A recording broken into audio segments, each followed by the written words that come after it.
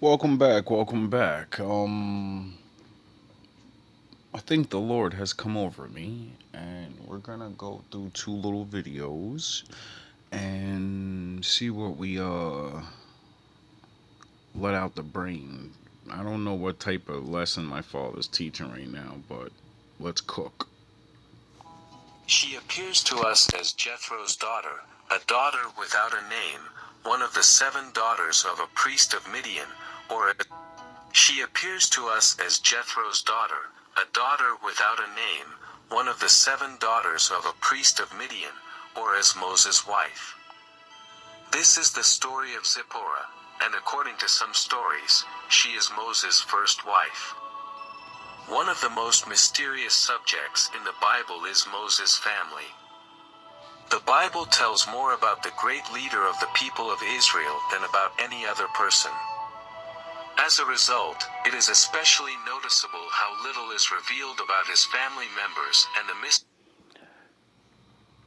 Isn't that strange?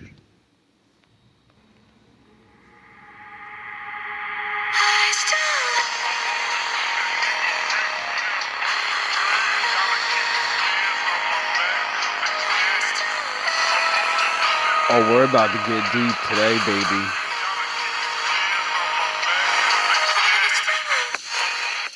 I think my father's leading me down a rabbit hole I've been trying to stress to my brothers and sisters.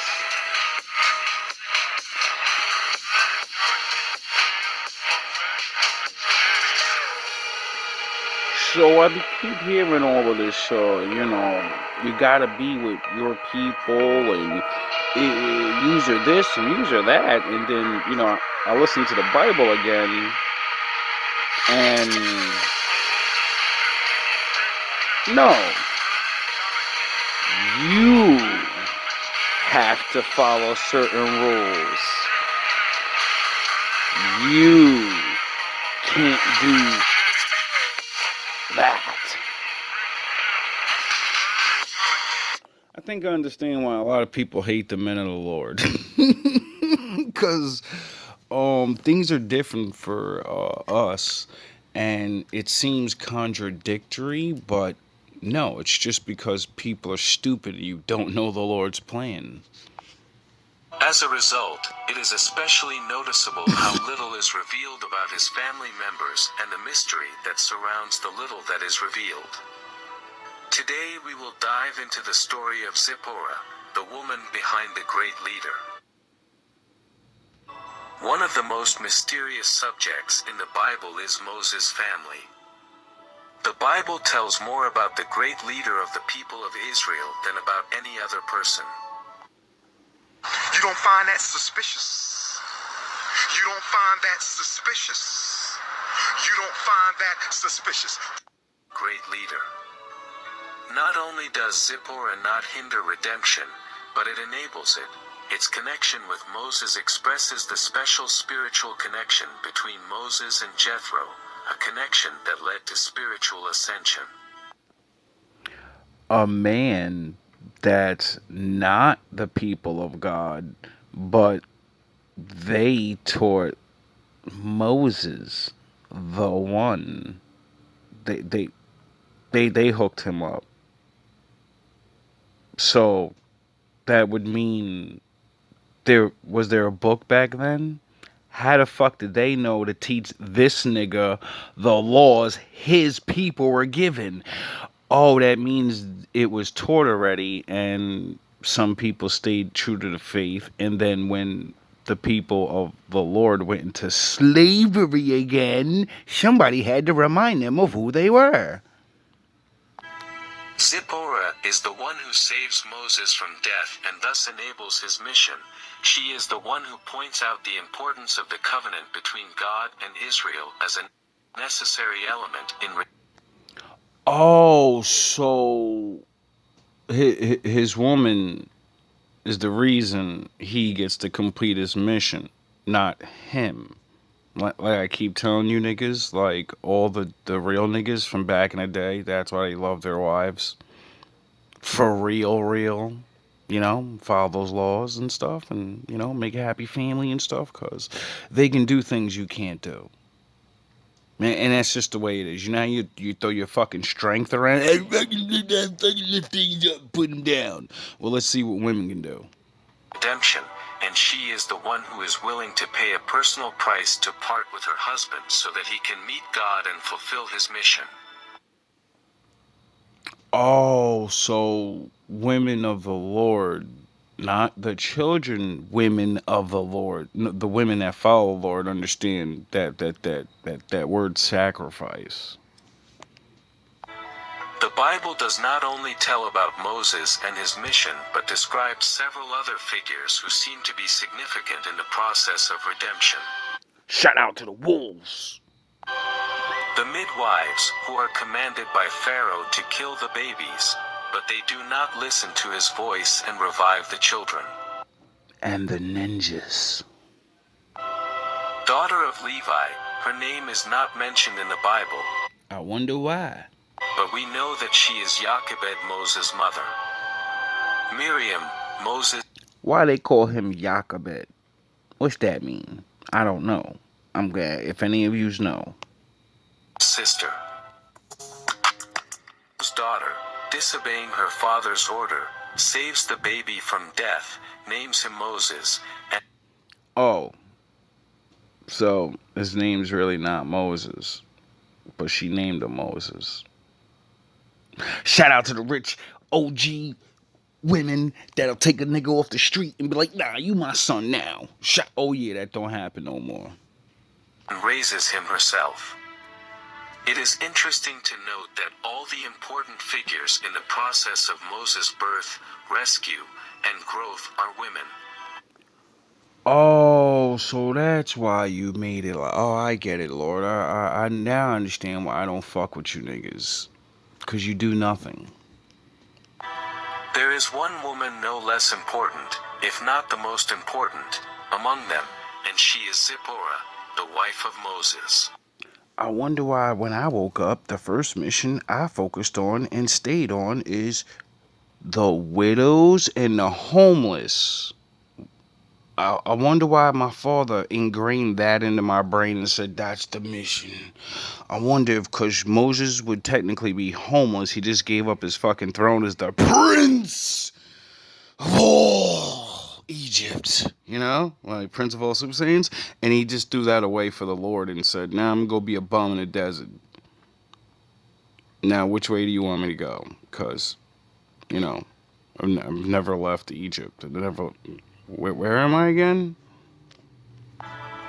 For the first time, Zipporah is mentioned by name in her marriage with Moses. Oh, and how does he meet his wife? Oh, because stooges are trying to rob them.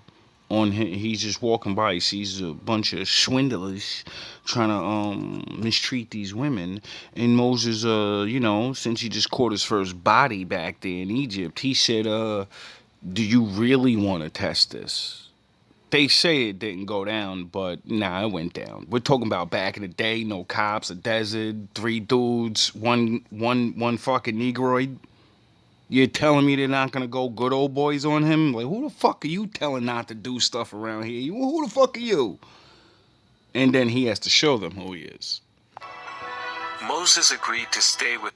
When you're the prince, you get trained for war, so they're just men, and he's a trained fucking prince. The man who gave his daughter Zipporah to Moses in marriage. Exodus 2 verse. Well, when you save their life and, you have the Most High with you and you just say the right things and stuff, they give you a place to stay, they realize who you are and they fix you up. Verse 21.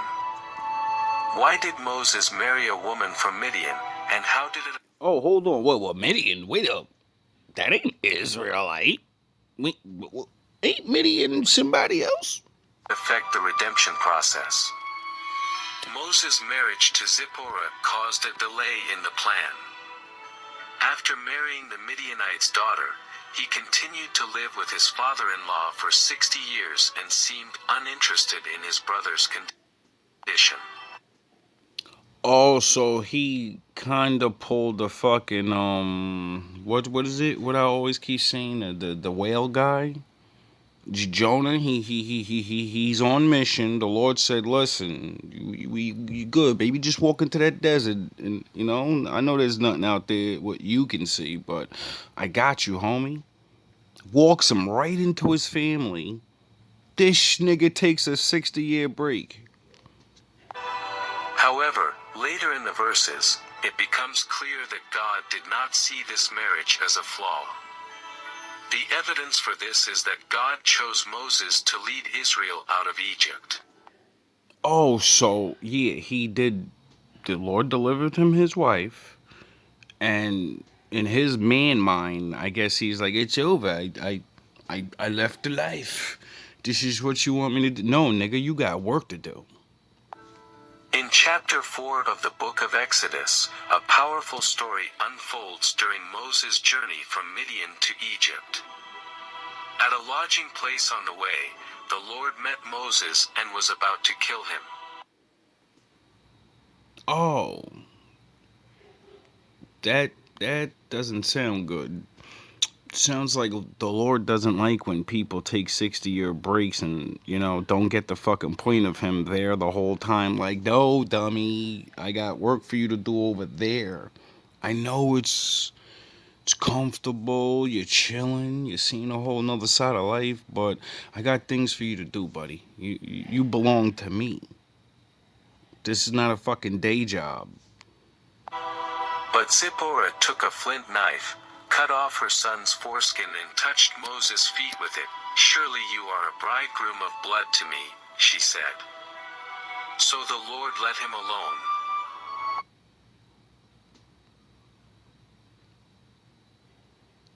Um, I don't know. That's Exodus 4 verses 24 to 26. The commandment to free Israel from Egypt came from God to Moses. However, when Moses is on the way to Egypt, God wants to kill him.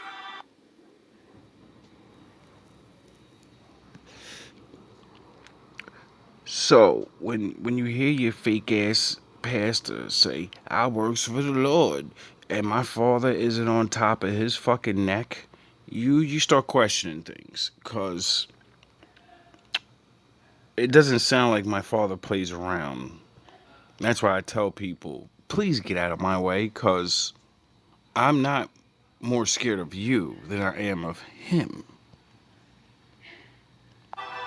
But Zipporah intervened, saving Moses from this fate and facilitating the redemption process. Oh, okay, thank you. Appreciate that. Her actions earned her a place among the women who played pivotal roles in Israel's redemption. How come you go to church and all this women power and they switched all of this shit around where, we're supposed to like bow down to yous, and why don't they talk about these women and get you pumped up like, see, we're part of the Bible, we did big things, the Lord fucking, you're not just all the things, look nigga, you couldn't even do your mission without me, fuck Moses, you niggas is lazy. You used to get comfortable. Then we gotta make sacrifices so y'all could go do y'all mission and shit. Like, y'all better stop playing us. How come Pastor Pork Chop don't talk about that? Cause these stories get told to us, but these people get overlooked like they just did nothing when they actually are the only reason the stories actually continue. And I just made a recent video. Shout out M. And the mother, no, the Father, the Son, and her Holy Spirit. And I think that was the point of what her video was saying about why she doesn't really like the way the book is taught, and then what it really says. How it gives credit to all these people, and like, then we're not taught these things. We don't even know these fucking people. This rescue by Zipporah is the sole account we have of her actions in the Bible. Oh yeah, the pastor won't bring these people up because they're dedicating their lives to their man for their God, so shit gets done. So they can't use those as examples because they don't tell you to do the opposite. They tell you to tell your man to stay the fuck where he is. Don't go on his mission of God, and you better not go out there. You bring your ass home. What you mean you going on a 10-year mission for the Lord? Get the fuck out of here. We're divorced. I'm taking half, and your children are going off with me. Nevertheless, she appears twice more in later passages. The first time is when her father, Jethro, comes to Moses in the desert and brings Zipporah and his sons with him after the story of the sending by Moses. Shut up, Jeff. The second time she is mentioned is when the question of the marriage of Zipporah and Moses is raised by Miriam and Aaron. Wawa's holiday drinks are... Miriam and Aaron began to talk against Moses because of his Cushite wife, for he had married a Cushite. Oh, so my people was racist and hating ass niggas back then too, and saying you're a passport bro, and you're a traitor, and you hate your own self. You're a fucking traitor to your race. You don't like your blackness, and you're looking at them like, what the fuck are you talking about? Like, first of all, the Lord didn't say we're not allowed to not be with other people. He said don't be with those people. These people are not those people, and if even if these are those people, the Lord said I could be with her. So that must mean they must be doing things to be on the Lord's side and not their people's side. So, oh yeah, I forgot. You don't talk to the Lord. You're not in the story for that. You're a spectator, and you're mad, and you don't understand the rules. That the Lord has rules. All things make sense because He knows exactly who every fucking person really is and what bloodline you come from. Mind your fucking business. You stick to your rules, and you please the Lord because He told you niggas, watch out who you're sleeping with because you're choosing. You're not letting the Lord choose. You're choosing. There's a difference. Cushite wife, for he had married a Cushite. Has the Lord spoken only through Moses? They asked. Hasn't he also spoken through us? And the Lord heard this. Here we go with the jealousy shit again. It just never stops. I was like, wait, well, what the fuck makes Moses? But he speaks through. We're one of them, and he's one of us, and you're not the one. That's it. It's okay. Still part of the club. You will not walk the one's path. You will never do none of the stuff that it takes to be the one, yet you'll complain and oh yeah, I forgot, it's what Jesus went through. It's what Aaron and every other prophet has to go through of you niggas running your fucking mouths and saying, who the fuck does he think he is? And then the person sits there and is like, I don't even want to be here. You fucking kidding me? I'm regular. But the Lord made me this, so I guess because you hating, I must be doing shit that ain't regular, but I'm kind of like living regular, like, but you know what I mean? Like, alright, whatever. Numbers 12:1-2. The story of the Cushite woman presents a significant challenge. Whether she is indeed Zipporah or not, we find ourselves wondering about the identity of the second woman whom Moses married. Oh, he had two wives. All right, now we're getting into dangerous territories with the feminism and the Americanization of my father's book. Because according to you people, he can't do that. Who the fuck is he? By the laws of God, he's not allowed to have more than one wife. It raises questions about why he took another wife and why we have limited information about her. If you want to find out more about the Cushite woman, search a video on our channel, The Second Wife of Moses. Now, let's briefly Blasphemy. revisit the beginning of Moses' journey and examine the intricacies of his marriage to Zipporah. This is how the Bible narrates Moses' arrival in Midian. When Pharaoh heard of this, he tried to kill Moses. Damn, bro. Like, it's so fun being the one. Your God's trying to take your head off for fucking things up. You're not doing shit the right way. You barely know what you're doing. You're like, I'm just a man. What do you want me to do? And then the whole world hates you and everybody wants you, shut the fuck up or they'll knock your head off.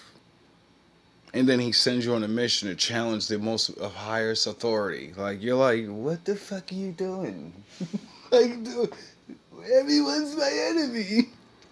Exodus 2 verse 15. Moses flees from Pharaoh, who seeks to harm him. This is because Moses took the life of an Egyptian man who had mistreated one of his Hebrew brethren. Felon? Felon? Can you say felon? And also, he's not only fighting the highest authority in the land, but that's technically his brother. He was raised with him since he was a baby to be the princess of all. And then he said, this voice in my head's telling me to leave all this behind, and that I'm really one of those poor guys that we really don't give a fuck what happens, and they're like we destroy them. They're like roaches. I can step on one of them right now, no one will bat an eye. In Midian, near a well, we find the beginning of Zipporah's tale. But Moses fled from Pharaoh and went to live in Midian, where he sat down by a well. Now a priest of Midian had 7 daughters, and they came to draw water and fill Lucky number 7. the troughs to water their father's flock. Some shepherds came along and drove them away, but Moses got up and came to their rescue and watered their flock. What do you think that means? Moses is about to get busy. Moses said, wait up, what'd you say? You what? Oh, you motherfuckers. Okay. All right. I'm putting cases on all you bitches. Huh? You think you can do this shit? Jay! You think you can do this to me? You motherfuckers will be playing basketball in Pelican Bay when I get finished with you. Shoe program, nigga. 23-hour lockdown. I'm the man up in this piece. You'll never see the light of who the fuck you think you fucking with. I'm the police. I run shit here. You just live here. But Moses got up and came to their rescue and watered their flock. Exodus 2 verses 15 to 17. Moses came to Jethro's house, not following Zipporah or her sisters. Instead, it was Jethro who invited him. Only after this invitation, Moses was introduced to Zipporah. Moses agreed to stay with the man, who gave his daughter Zipporah to Moses in marriage. Exodus 2 verse 21. After Moses received the mission to lead the Israelites out of Egypt, he left Jethro's house and took Zipporah and his sons with him. Miss Flower, is this your kid? Miss Flower, is this your kid? Miss Flower, is this your kid? The Black Panther, who's supposed to lead you into the future. He's supposed to protect you. Nah, I'm your kid. He left Jethro's house and took Zipporah and his sons with him. At a lodging place on the way, the Lord met Moses and was about to kill him. But Zipporah took a flint knife, cut off her son's foreskin and I guess we know where that is. It's repeating the story. I didn't know that was going to be a repeating video. So we're going to take a couple seconds to put this out there. Hi, shalom, shalom from Israel. This is Ola, the daughter of Jethro. And hi, Hi, shalom, shalom from Israel. This is Ola, the daughter of Jethro. Hi, shalom, shalom from Israel. This is Ola, the daughter of Jethro. And I just heard that you black people that was stolen from Africa to America, that you don't know who you are. But you are the children of Yahweh, the children of Israel. And I'm telling you, you have to come back to your homeland, here to Zion, to Jerusalem, because us the Gentiles, we do need you. We need you to come and pray because you are our saviors. What's going on, guys? In a recent survey done by Pew Research, they discovered that Islam is the fastest growing religion. So in this video, you're going to see 5 Christian women debating 5 Muslim women and absolutely smashing them. But you're going to see the importance of why you should know your word and why you should know the character of God. Let's get right into it. I'm going to jump in here and there. Let's get it. Next prompt is Muhammad is the final prophet of God. I don't think that he was a prophet of God, because when I look at, I guess the origin as to how he received his prophecy, it's concerning to me. I know that he was in a cave, and he was, I guess, attacked. I don't know the right word for it, like by the angel, or he was pressed by the angel and told to read something he said he couldn't read, and then he began to shake. And I think is it Khadijah, his wife at the time, told him what was going on, that he was a prophet. And then there's a point in which that he became like to where he was trying to self off of a mountain, and that just doesn't accord with someone receiving a message from God. Whenever I think about prophets in Scripture, they're not attacked, or they don't have this reaction that makes them, like, I guess. And when I think about someone being told to be off of a cliff, if you will, I think about Matthew 4. It's one of my favorite chapters in the whole Bible, and it's Jesus Christ's temptation, and he's talking to Satan, and Satan is the one telling him to jump off of the cliff. Now, these black Christian women, respect for knowing these things, but it says, wear your natural hair, not somebody else's. All of that makeup on your face, you ain't supposed to wear it. The hoop earrings, the whole, you're wearing like 10 different fabrics. The Lord said don't do these things. And to cover your head. The Muslim women that you're saying they may not have the right book or whatever y'all's debating, but they're all covered up like their shit says they're supposed to be. They don't have a bunch of makeup on their face.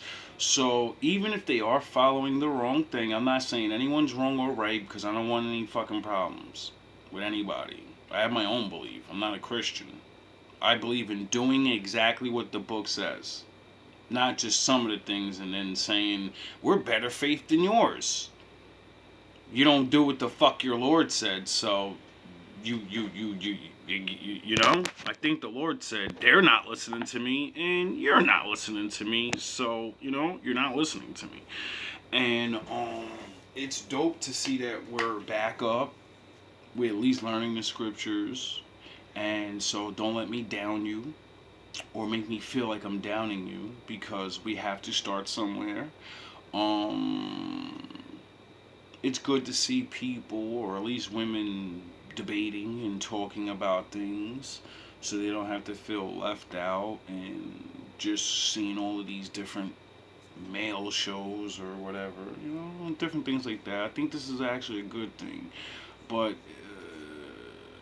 I don't really want to cause any more problems with other people, but I guess, you know, we got the Christian Muslim debates going on everywhere. Anyway, it's very strange to be on my side of the field. You know, there's no good side or bad side. There's no Christian side. There's no Muslim side over here. There's only the Lord and what the Lord said. Now,